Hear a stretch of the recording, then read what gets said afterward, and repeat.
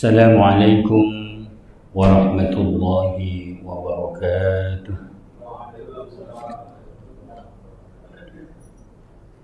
Yang terhormat, yang sama-sama kita hormati, Direktur RSUD Muhammad Nur, Pengurus Masjid Al-Rasyid RSUD Muhammad Nur, dan para jemaah Bapak Ibu rahimakumullah.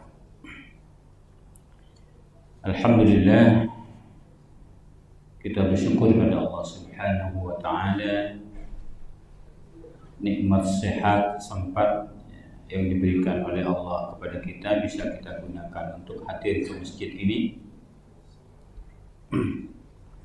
dalam rangka menunaikan kewajiban kita salat zuhur berjamaah dan kewajiban kita untuk terus belajar, lebih-lebih kita bersama mempelajari Al-Quranul Karim. Ini bagian dari kajian kita sebelumnya yang sudah kita kaji, Quran surah Tabarak atau surah Al-Mulk ayat 1 dan 2. Pada ayat 2 Allah menegaskan alladzi khalaqal mauta wal hayata liyabluwakum ayyukum ahsanu amala. Jadi Allah menciptakan kematian dan kehidupan untuk menguji kalian mana di antara kalian yang paling baik amalnya. Jadi ketika kita diberi nikmat, kita syukuri. Cara syukur kita adalah menggunakan nikmat itu sesuai dengan tujuan Allah menganugerahkannya. Nikmat sehat sempat, maka kita syukuri dengan cara hadir ke masjid ini, kemudian bersama mengaji dan mengkaji Al-Quran. Insya Allah Allah ridha kepada kita semuanya. Amin ya rabbal alamin. Baik para jamaah Bapak Ibu rahimakumullah, pada kesempatan kali ini bagian kedua kajian kita Quran surah Tabarak atau surah Al-Mulk. Insyaallah pada siang ini kita akan membaca ayat 3 sampai 5 insyaallah. Mudah-mudahan kita semua bisa bersabar menyelesaikan kajian ringkas ini. Mari kita bersama mengaji, insyaallah banyak di antara panjenengan yang hafal ya. Jadi mulai ayat 1 sampai ayat 5 yang kemarin kita baca. A'udzu billahi minasy syaithanir rajim. Bismillahirrahmanirrahim. Tabarakalladzi biyadihil mulku wa huwa ala kulli syai'in qadir. Alladzi khalaqal mauta wal hayata liyabluwakum ayyukum ahsanu amala wa huwal azizul ghafur. الذي خلق 7 سماوات طباقا ما ترى في خلق الرحمن من تفاوت فارجع البصر هل ترى من فطور ثم ارجع البصر كرتين ينقلب إليك البصر خاسئا وهو حسير ولقد زينا السماء الدنيا بمصابيح وجعلناها رجوما للشياطين وأعتدنا لهم عذاب السعير. Sadaqallahul adzim.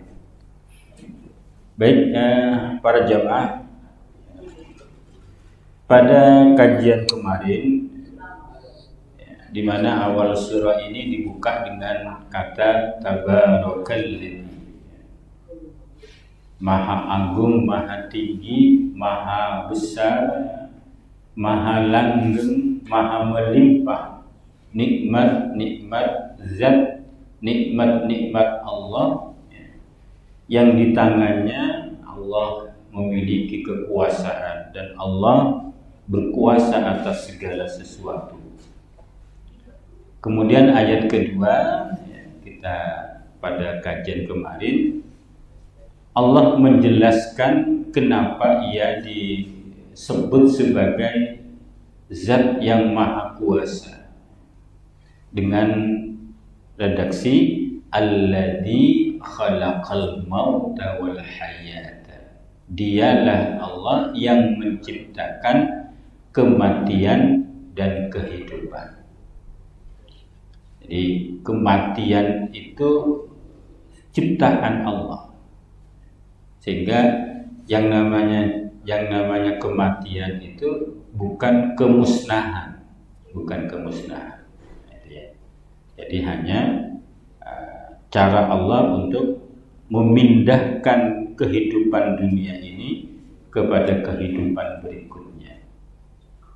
Jadi ada satu hadisnya yang bisa menggambarkan bagaimana perpindahan kehidupan kita ini, yang diriwayatkan oleh Ibnu Abi Hatim an Qatadah qala kana Rasulullah sallallahu alaihi wasallam innallaha adalla bani Adam bil maut. Kata Rasulullah, sungguhnya Allah itu cara Allah merendahkan Bani Adam bil mauti dengan kematian. Ketika hidup mungkin gagah, cantik, ya, mempesona, tapi ketika meninggal itu menjadi hilang hal-hal yang tadi dibanggakan selama masih hidup. Wa ja'alad dunya dar hayatin, dan Allah menjadikan dunia ini sebagai rumah kehidupan. Ketika di dunia itu hidup. Summa daru mautin, kemudian rumah maut, jadi rumah kematian. Jadi tidak lagi ada di dunia ini, tapi ada di satu alam lain disebut dengan alam kubur. Itu namanya daru maut. Wa ja'al akhirah darul jaza. Setelah itu nanti akan ada satu di mana akan ada pembalasan amal, disebut dengan alam akhirat, yaumul akhirah. Setelah itu yaumu darabaqain. Setelah alam akhirat amal diperiksa, itu nanti akan ada satu tempat di mana itu tempat yang abadi, yang mendapatkan ridho dan pengampunan Allah, nanti akan ditempatkan di surganya abadi. Sementara yang mendapatkan siksa Allah dan tidak mendapatkan pengampunan Allah nanti ditempatkan di nerakanya, itu pun abadi. Nah, itu perjalanan hidup kita. Nah, pada kali ini, hari ini Allah menjelaskan kembali, tambahan penjelasan kenapa Allah disebut sebagai ala kulli syai'in qadir. Allah itu berkuasa atas segala sesuatu. Nah, pada ayat yang ketiga maka kita bisa membaca alladzi khalaqa sab'a samawatin tibaqa. Itu sifat yang kedua. Dialah zat yang telah menciptakan 7 langit tibaqan, yang berlapis-lapis, bertingkat-tingkat. 7 langit yang bertingkat-tingkat. Nah, ini menarik. Jadi semestinya yang berbicara banyak orang yang menggeluti ilmu astronomi tentang tata surya ini. Nah, apa yang Allah sebutkan di sini, yaitu dialah Allah yang menciptakan 7 langit yang bertingkat. Sampai saat ini belum ada kesepakatan para ulama tafsir berkaitan dengan makna sab'a samawatin tibaqan. Belum ada. Jadi disebut dengan 7 langit ini. 7 langit ini belum ada kesepakatan kira-kira apa yang dimaksud. Kenapa? Karena memang tidak ada yang sampai tahu tentang hakikat makna dari 7 langit itu. Langit itu Bapak Ibu rahimakumullah dimaknai dengan sesuatu yang di atas kita, itu langit. Atau sesuatu yang menaungi kita, yang menaungi sesuatu. Ada sesuatu yang menaungi sesuatu, itu langit. Makanya kita sebut juga atap rumah itu dengan langit, ya, langit-langit. Karena itu di atas kita, menaungi kita. Nah, kira-kira apa yang disebut dengan langit itu? Langit. Jadi ada yang menyebut itu tata surya selain bumi. Nah, ya. Tapi itu banyak ditolak. Karena yang namanya tata surya itu amat sangat banyak sungguhnya. Amat sangat banyak. Tidak hanya 7. Meskipun kalau ada juga yang berpendapat kata 7 itu sesungguhnya itu bisa dimaknai banyak langit, kata 7. Tapi lama kelamaan Bapak Ibu rahimakumullah, ketika Allah berfirman berkaitan dengan fenomena alam, itu lebih baik kita terjemahkan harfiah. Karena ternyata temuan ilmu pengetahuan mengkonfirmasinya sesuai dengan redaksi tekstualnya. Jadi ketika Allah sebut dengan 7 langit, maka itu maknanya memang ada 7 langit tibakon yang bertingkat-tingkat. Jadi kata tibak itu para jemaah itu makna asalnya adalah persamaan antara yang satu dengan yang lain, atau ada kesesuaian antara yang satu dengan yang lain. Jadi ada yang menerjemahkan bahwa alladzi khalaqa sab'a samawatin tibaqa, zat yang menciptakan 7 langit yang sesuai antara 7, tingkat 1, tingkat 2, tingkat 3, yang sesuai. Kalau dalam tafsirnya ini ya, Bapak Zuhaili, itu disebut dengan tibaqan mutatabiqan ba'duha fawqa ba'din. Sesuai, yang satu berlapis antara satu dengan yang satunya. Jadi bertingkat, berlapis. Bihaitsu yakunu kal juz'i minhu. Itu bagaikan satu bagian ya, sesuatu yang menyatu, wakal kubah, atau seperti kubah alal ukhra, atas seperti kubah. Jadi kita melihat langit itu seperti kubah gitu. Karena memang betapa besarnya langit. Dan kalau kita merujuk pada nanti ada ayat yang kelima, Allah sebutkan begini, walaqad zayyana as-samaa'a ad-dunya. Jadi samawat itu jamak dari as-sama.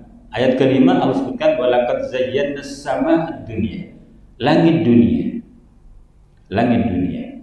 Jadi kalau merujuk pada ini, maka lebih baik ketika memahami ayat tentang samawat ini, ayo kita kembalikan kepada makna harfiahnya. Karena sampai saat ini memang belum ada yang menyepakati kira-kira apa sih yang disebut dengan 7 langit itu. Jadi kita kembalikan kepada 7 tingkat langit, ya, tibakon yang berlapis-lapis. Ada yang mengandaikan seperti telur.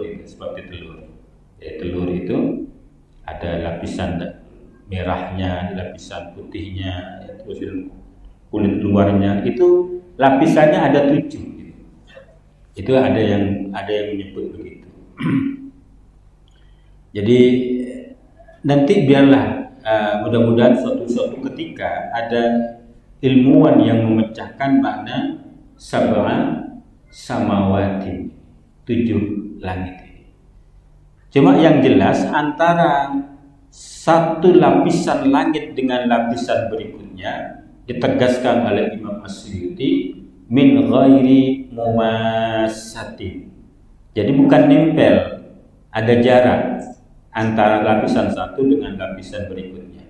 Yang jaraknya itu kalau diukur dari bumi ini ke langit yang pertama saja, sama dunia itu jutaan kilometer. Ada menyebut bahkan miliaran kilometer. Di atasnya ada lapisan kedua, sampai lapisan ketujuh. Setelah itu ada Sidratul Muntaha. Di atasnya itu ada Arsy, di mana Allah bersinggasana di atas Arsy. Yang namanya Arsy itu luasnya melampaui semua langit itu. Jadi betapa luar biasanya. Satu langit pertama saja sama dunia ini belum bisa terpecahkan. Belum bisa terpecahkan. Makanya ketika Nabi dengan kecepatan buruk yang sama dengan kecepatan cahaya, itu memang memungkinkan untuk sampai tembus ke Sidratul Muntaha. Jadi saya kembali pada pokok soal, saya tidak ingin terlalu jauh untuk menyebut bahwa langit itu setara dengan 7 planet, tidak. Jadi ketika Allah sebut dengan alladzi khalaqa sab'a samawatin tibaqa, ayat dimaknai saja secara harfiah, karena boleh jadi nanti akan ada orang yang ilmuwan yang bisa memecahkan makna 7 langit yang berlapis itu. Kalau kue lapis itu ada lapisan-lapisan. Cuma antara lapisan satu dengan yang kedua itu tidak nempel. Jadi misalkan sama dunia kembali ini kan banyak sekali ini. Kita masuk planet-planet itu masih di bawah langit dunia. Betapa luasnya. Allah ingin menunjukkan itu langit yang Allah ciptakan bukan cuma sama dunia, tapi sampai 7 lapisan, 7 tingkat langit itu. Dan kita tidak akan mampu untuk mencapai hakikatnya. Itu penting untuk disadari betapa luar biasanya kekuasaan Allah Subhanahu wa ta'ala. Baik. Kemudian Allah sebutkan begini, apa sih hebatnya langit Allah itu, 7 langit Allah itu, ciptaan Allah yang berupa 7 langit yang bertingkat itu. Allah sebutkan ma tara fi khalqir rahmani min tafawut.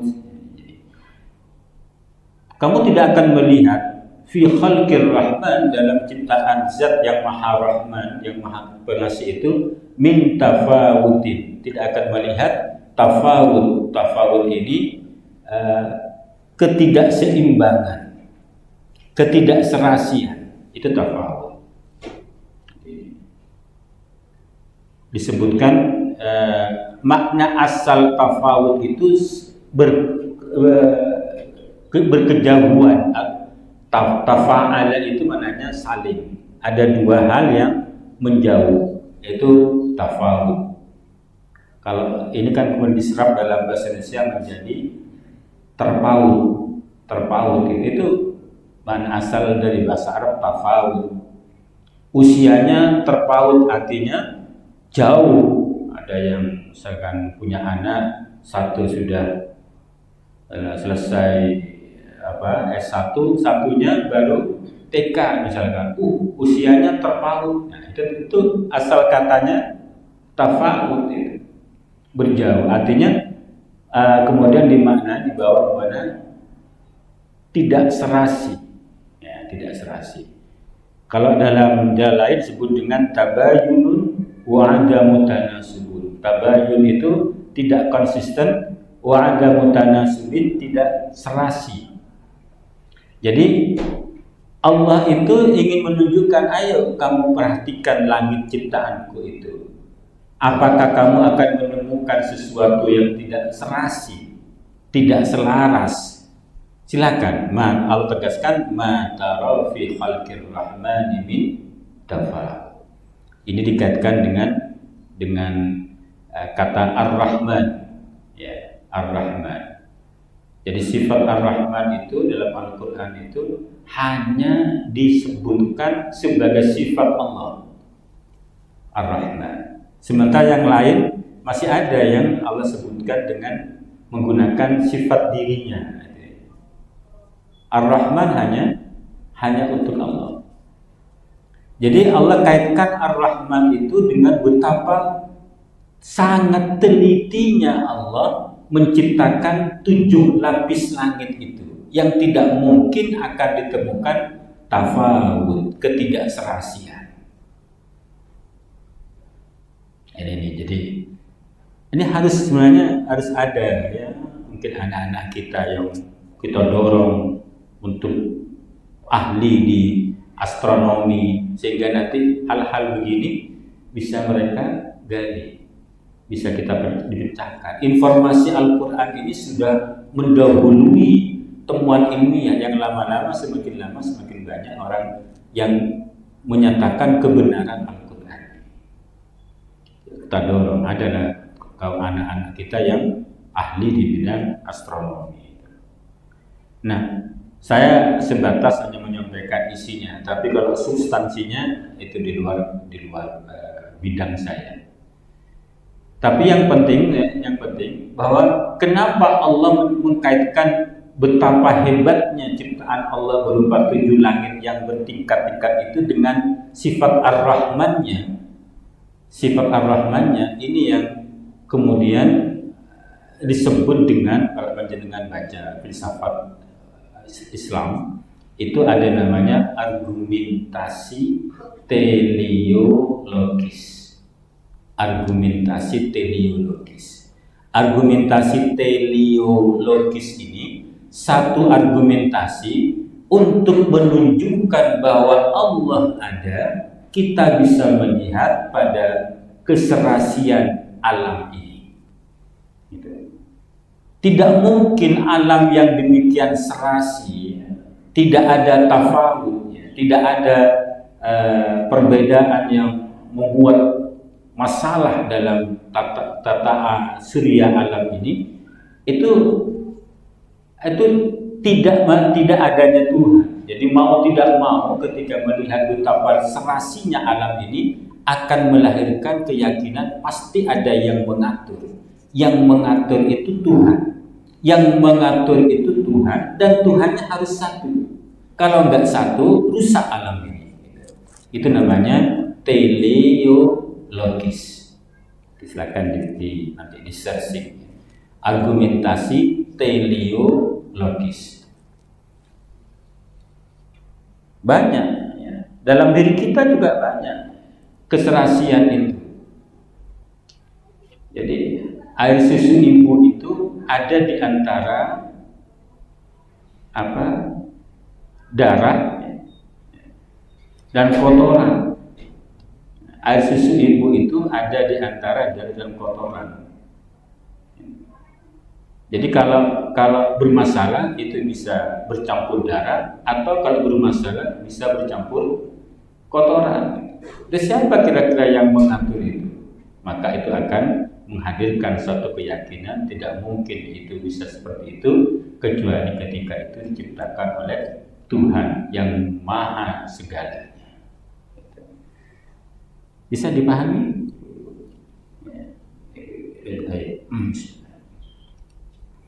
Setelah itu Allah ajak lagi ketika Allah ingin tunjukkan bahwa tidak akan kamu temukan adanya ketidakserasian dalam ciptaan Allah itu. Allah ajak farji'il basar hal tara min futur. Ayo farji itu farji'i, kembalilah dengan pandanganmu al-basar untuk memahami, meneliti tentang ciptaan Allah itu. Hal tara min futur, apakah nanti kamu akan melihat bahwa dalam 7 langit itu ada yang retak, ada yang rusak. Itu Allah ajak gitu. Terus begitu, summa raja'il basara karrataini. Ayo terus lakukan. Jadi karrataini ini karratun ba'da karratin, dua kali, tapi maksudnya silahkan diteliti berkali-kali. Ini sebenarnya dorongan untuk memahami ciptaan Allah. Pahami kenapa Allah ciptaan Allah yang berupa langit ini. Ya, meskipun tidak sampai pada 7 tingkat langit, minimal langit sama dunia, langit dunia ini dipahami. Begitu banyak hal yang masih menjadi misteri bagi manusia. Allah ajak sumarji'al basara karrataini. Ayo paham ulang terus, teliti terus. Yang qalib ilaikal basar khasi'au wa huwa hasir. Meskipun kalau ingin mencapai yang benar-benar terungkap betapa luar biasanya itu, Allah tegaskan yang qalib ilaikal basar khasi'an. Pandanganmu itu akan kembali kepadamu dalam keadaan lelah. Jadi khasi'an itu sagiran dalilan an ayyara syai'an. Jadi menjadi kerdil, menjadi rusak. Kalau ingin mendalami sampai menemukan hakikat, tidak mungkin tentang 7 langit Allah ini. Tidak mungkin sampai semuanya terungkap, tidak mungkin.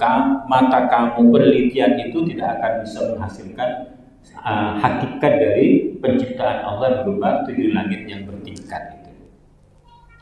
Akan lelah, saghiran menjadi kecil, menjadi dalilan hina an ayyara syai'an, dari sesuatu. Artinya sampai matanya itu sudah nggak bisa melihat lagi gara-gara kalau sampai ingin mengungkap hakikat apa sungguhnya tentang penciptaan Allah berupa 7 langit bertingkat. Wa huwa hasir, dan ia kemudian menjadi kecewa. Jadi semangatnya itu, kata Allah, meneliti ciptaan Allah itu jangan ingin melihat sisi jeleknya.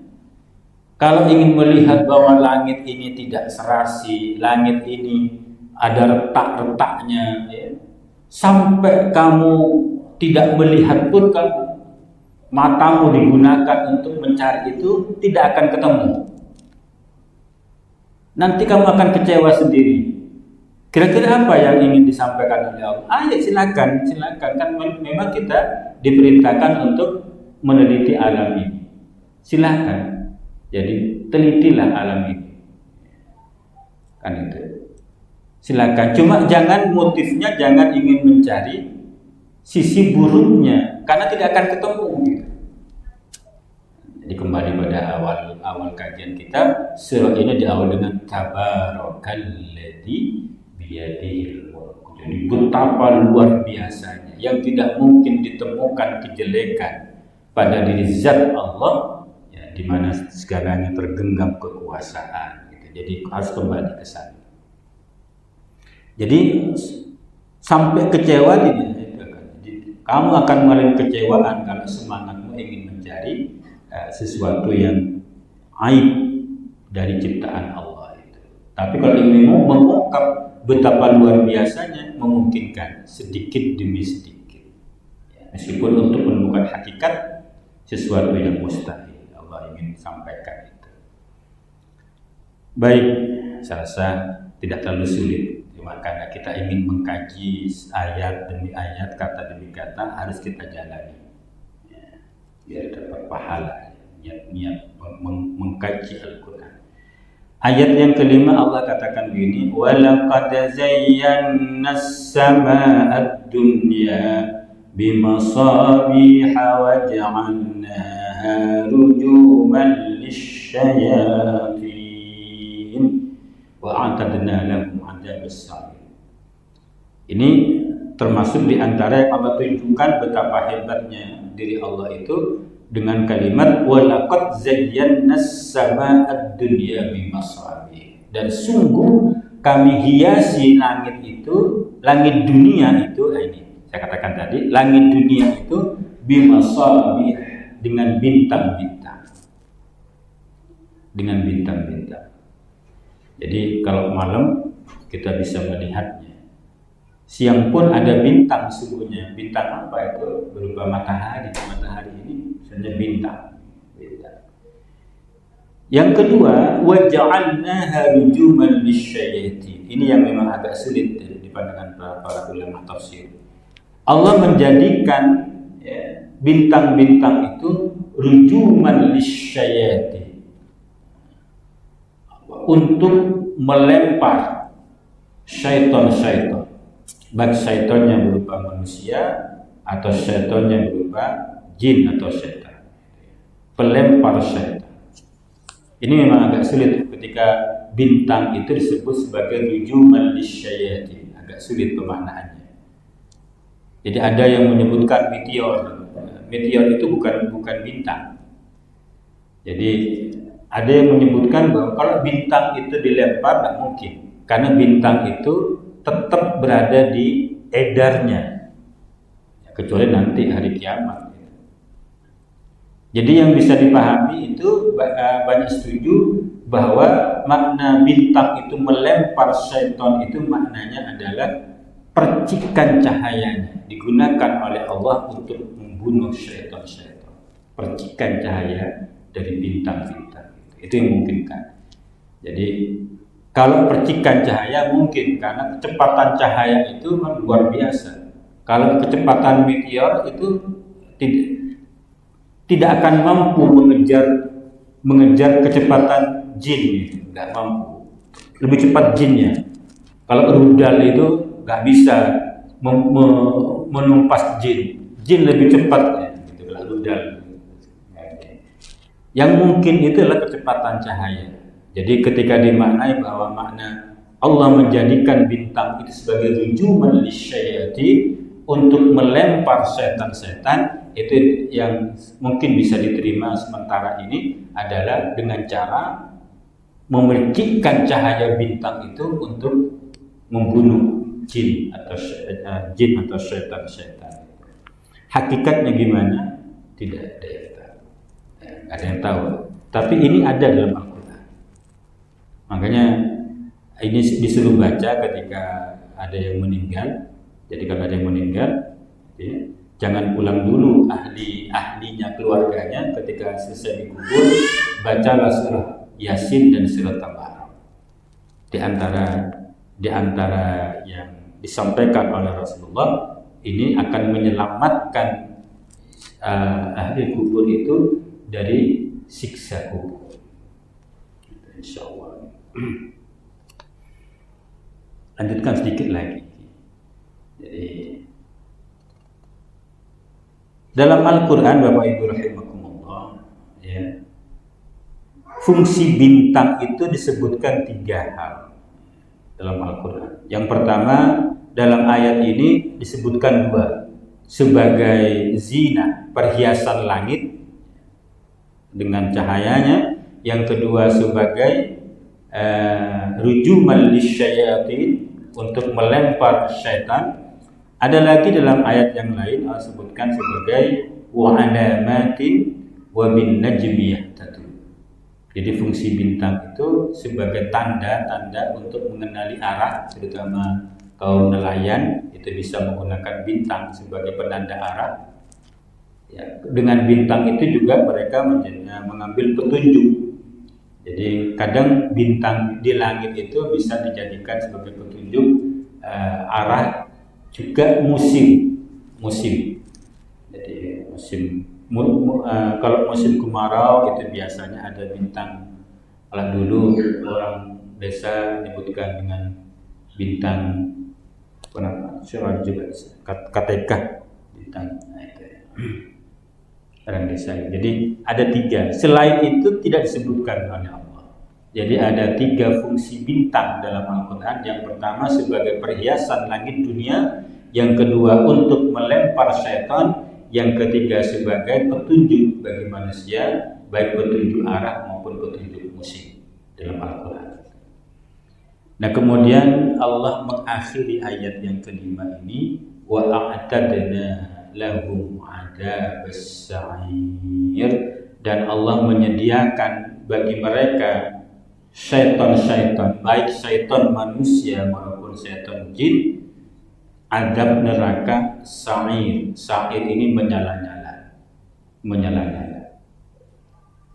Enak ya kalau mungkin ada komentar dari panjenengan, kira-kira sakit tidak kalau jin dilempar ke api yang menyala? Toh jin itu berasal dari api gitu ya.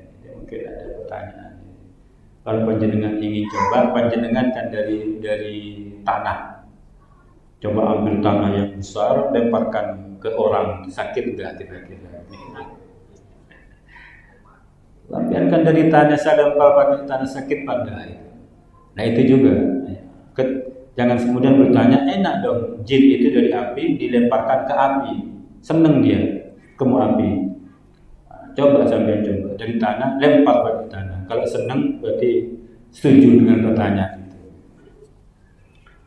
Baik itu Bapak Ibu rahimakumullah, ala kulli hal, mudah-mudahan apa yang kita kaji ini semakin menambahkan iman kita kepada Allah, semakin yakin bahwa Allah satu-satunya pencipta alam semesta ini. Amin ya rabbal alamin. Allahumma arhamna bil Qur'an waj'alhu lana imaman wa nuran wa hudan wa Allahumma dhakkirna minhu ma nasina wa 'allimna minhu ma jahilna warzuqna tilawatahu ana al-layli wa atrafan nahar waj'alhu lana hujjatan ya rabbal alamin.